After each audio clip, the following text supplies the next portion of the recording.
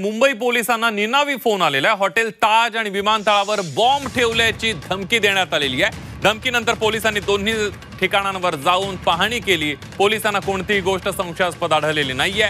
उत्तर प्रदेशातून हा फोन कॉल आल्याची माहिती आहे। कॉल प्रकरणी आता चौकशी सुरू करण्यात आली आहे। मुंबई पोलिसांनी ही महत्त्वाची माहिती दिली आहे। थेट जाऊयात आपले प्रतिनिधी कपिल राऊत आपल्या सोबत आहेत। कपिल, काय अधिक माहिती आहे?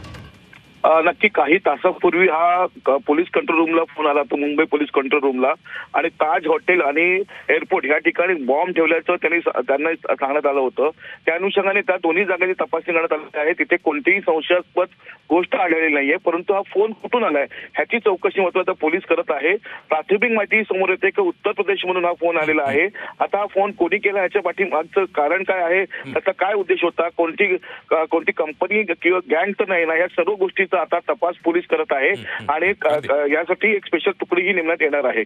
कपिल, धन्यवाद दिलेल्या सविस्तर माहितीबद्दल।